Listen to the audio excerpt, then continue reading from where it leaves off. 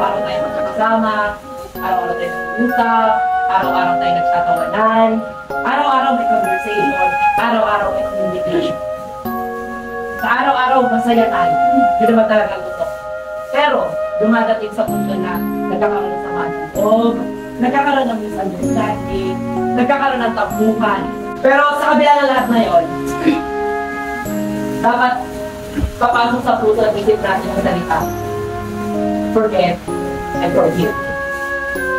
Dahil kung di natin patatawarin yung nakasakit sa atin, maaaring iba na yung maging resulta o iba na yung maging isipan natin tungkol sa tao. Na kahit wala nang ginagawa, masama pa rin natin sa atin. Kaya yung mga walang piring, lapitan nyo ang lahat ng mga kasamahan ninyo na nakapiring at sabihin ninyo ang lahat-lahat ng gusto mong sabihin.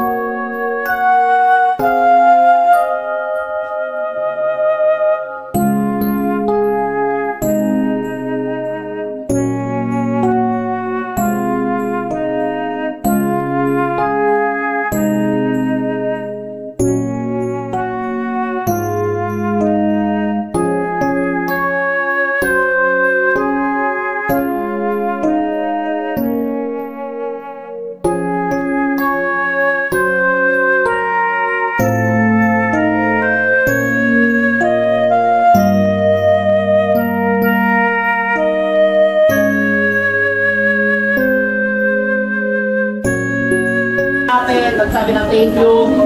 Lahat na alam ninyong may nakaalitan kayo, this is the right time. Bago man lang matapos ang taon, bago tayo mag-iwalay. Kasi sa January, ibang set na naman ng mga tao ang nandito. Lapitan nyo na, kahit sino na nandito ngayon.